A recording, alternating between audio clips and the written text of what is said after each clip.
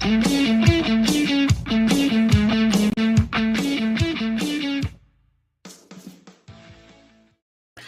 Illinois Fighting Illini are now 4-0, 1-0 in the Big Ten. They were ranked 24 in the nation in the top 25. They are now ranked number 19 after they traveled to Nebraska and got the upset win. Nebraska was ranked 22 in the nation. They were also undefeated, opening up Big Ten play against Illinois. Illinois goes into a hostile environment and gets the big win in overtime. Welcome to the Coach Steve Show. This is the ILL segment of the show. Please like and subscribe to the Coach Steve Show YouTube channel. Follow, rate it on Apple and iTunes as well. Twitter's Coach_Steve72, the Coach Steve Show. Instagram, Coach Steve72, the Coach Steve Show. And TikTok, Coach Steve72 as well. Welcome in. We're going to talk about the Illinois Fighting Illini getting that win over Nebraska. And can they keep up this type of play and this type of momentum as they continue to move forward into their tough schedule of Big Ten play? Illinois traveled to Nebraska. It was a hostile environment. They're always sold out. And people are telling me Nebraska's not that good. Like, they're not the best. And we know Nebraska over the past few years has lost a lot of close games.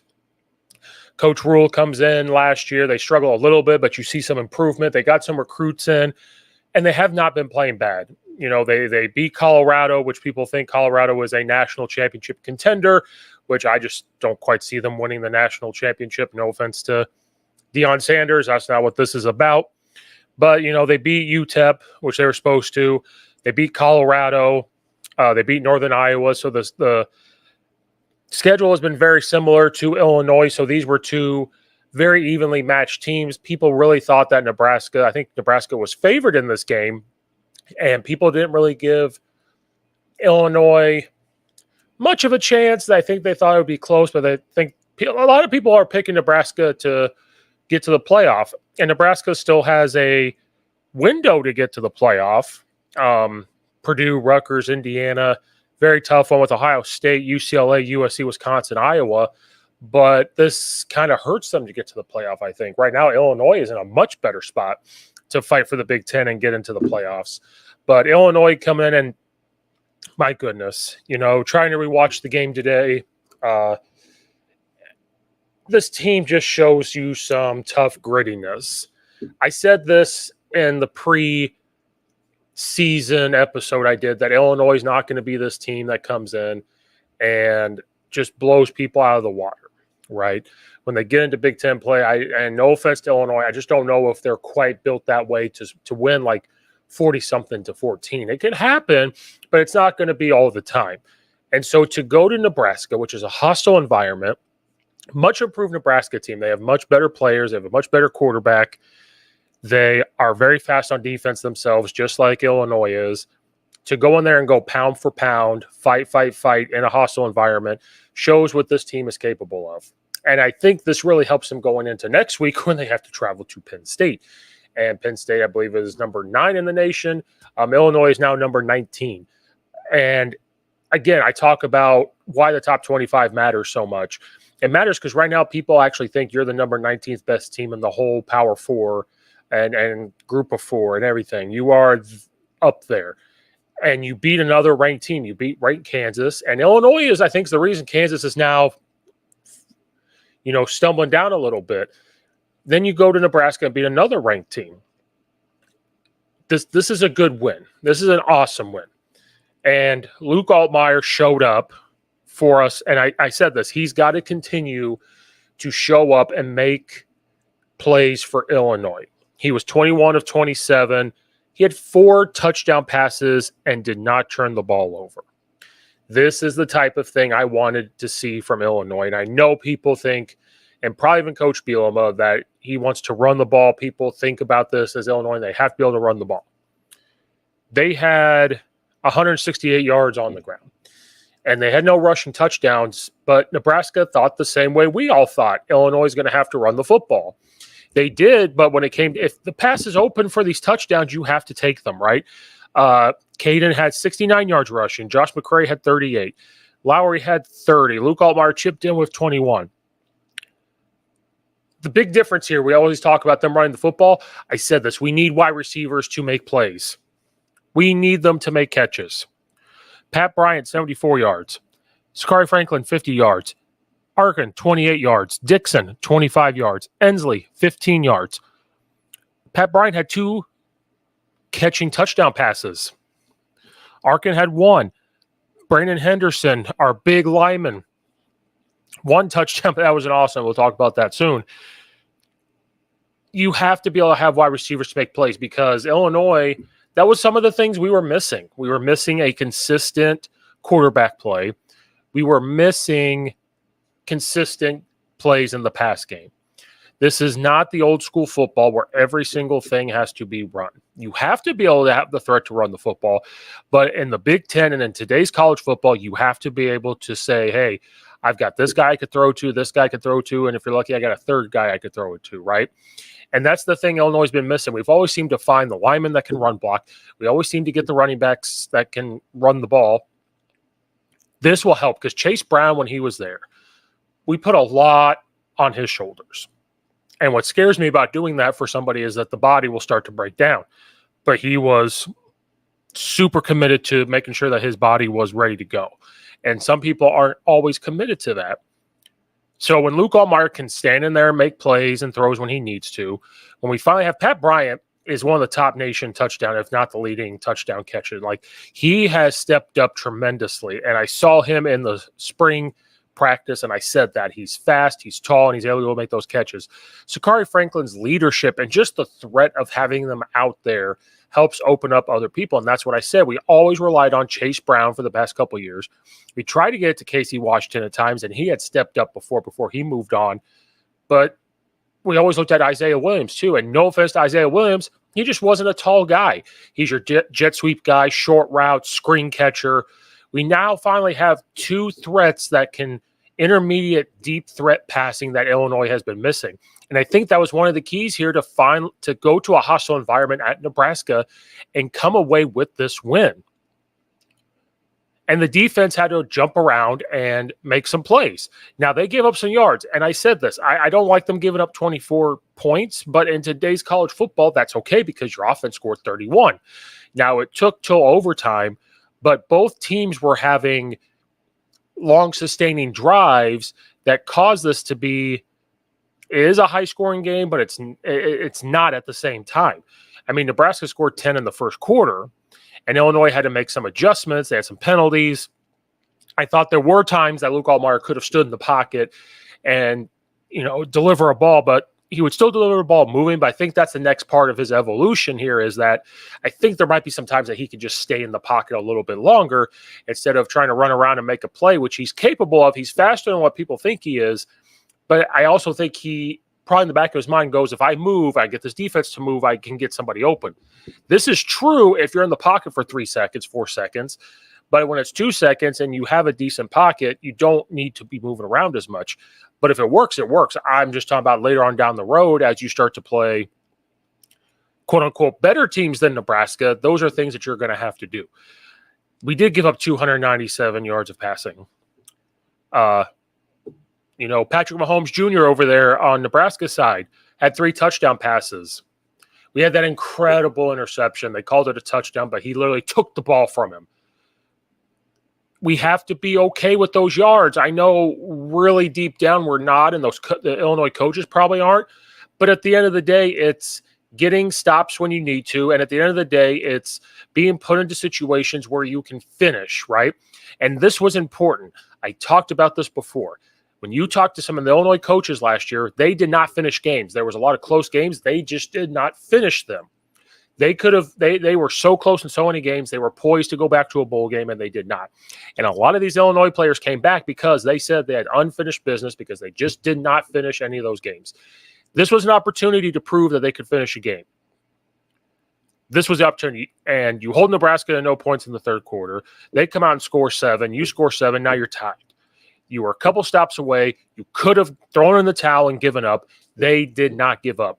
That defense does not flinch. They can give up 24 points, and they do not flinch because they are poised to say, offense, if you do your thing, we will be able to make a play here, and we will be able to try to put ourselves in a position to win this game. And that's the thing with Illinois. We're going back to what I said about they're not going to just blow everybody out. fans love those type of games. They love those type of teams where the offense can score 40 and the defense only gives up 14 points. That's awesome. I like to see that too. But when you think about it, I'd like to see all three phases of the game be put on display that they have to finish. I want to see special teams cause a big play, keep them in the game, give good field position, have a threat there. I like to see the offense show that they can finish drives, have long sustaining drives, keep the defense fresh.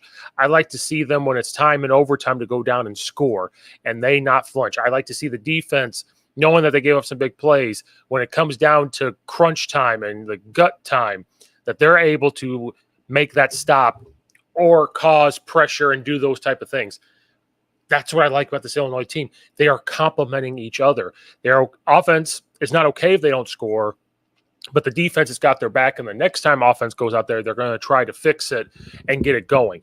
I'd rather have a team like that, especially when you're about to travel to Penn State. You are going to need that style of play when you go into I arguably say another almost more hostile environment. I know Nebraska sells out all the time, but it's going to be just like that, if not louder. And it's going to revert back to that over all those overtime games we had the last time we were at Penn State and Coach Bielema. We're going to have to play that type of style, and able to see it against Nebraska, kind of bring Nebraska back down to earth where they've been the last couple years. And Illinois being 4-0, and now ranked number 19. And people talked about their preseason and the schedule. I have friends that said that, and I said this, where is Illinois going to get some of these wins? And I said Nebraska. I said that they could lose to Nebraska, but I said they could beat Nebraska. I said they could beat Kansas. I did. I said there is a possibility here for Illinois to get to a bowl game and compete in the Big Ten. And the way other teams are playing and the way Illinois can play, it all comes down to this Penn State game. I think Illinois will finally get Purdue this year. I even think they can get to Michigan. I think they can get Michigan this year. And we'll get to that later on. Oregon's going to be that other tough one. I think they're going to get Minnesota. I think they'll finally get Michigan State. Depends if Rutgers is beat up or not. And I think they can get, there's a big opportunity here the way they're playing that they're not going to go. And I'm sorry to Coach Beal and Coach Miller. I want you to win every game. But realistically, outside looking in, you're not going to win all these games. I could see Illinois losing 2 more games. But if they lose 2 more games out of the, about 9 or 8 that they have left, they can sit there and get, I said 8 to 10 wins this year. And people didn't believe me. People did not believe what I was saying. I'm here to tell you, they're doing the things that I thought they could do and that they should do. The O-line is blocking better, and that was a big emphasis. They have guys, I think, in the right positions right now this year. They were moving guys around before. They had some injuries. The rushing yards, I know people are kind of not happy with, but I'm okay if you got 3 guys out there making contributions in different ways. I'm okay if Luke Altmaier has to put a lot on his shoulders, because Illinois, they're going to take what they give them. So when you see Luke Altmaier have 4 touchdown passes and those yards, that's because that's what Nebraska was giving them. So if that's what they're giving you, you can't force something. If they're giving you the run and you're forcing the pass, you're not doing the right thing by the players and the team. And so I love this Illinois team. Illinois had the ball for 29 minutes. Nebraska had it for 30. Then to go to overtime. That's the biggest, nut up situation where you have to go out there and compete, and they did. Throw it to the dream of throwing it to a lineman for that touchdown is amazing. I love it. And that's Coach Bielema written all over it. He is the definition of a Big Ten coach. The Big Ten is better when Coach Bielema is in the conference. Illinois hit a home run hiring him. The way he's trying to rebrand the program, the way that he's coaching, the way he's handling things. And I'm not saying they have to. We've seen this, and I'm trying to pump the brakes. We saw this a couple years ago when we we're 7-1, I think, something like that, and then we go on and lose a few games. I mean, that's still a possibility, but I think this is different. It just feels different than what it did, right? We were really leaning on the defense, and right now I think we can do both. We can really rely on the defense, but also the offense can chip in and help a little bit, right? You know, I feel like I always joke with Zach on our Bear Down segment on this podcast is that I feel like when I talk about Illinois, I'm talking about the Chicago Bears, right?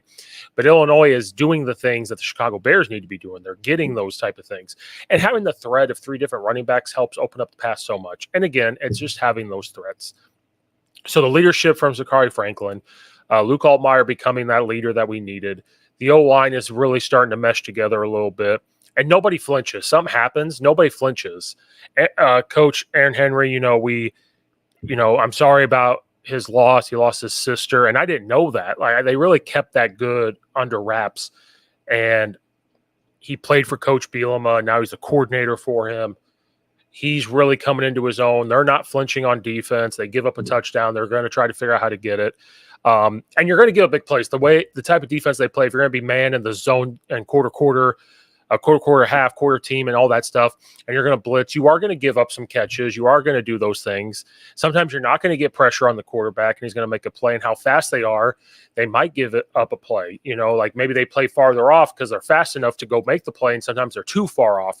So those things are going to happen with how fast and how the style of play that they're doing.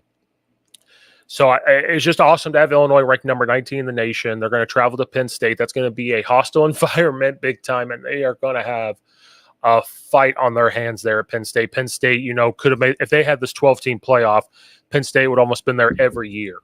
And Penn State's got some athletes. They've got a good head coach. They're going to have to go in there and just do the same thing. They can't flinch. Even if they get down 14-0, they cannot flinch.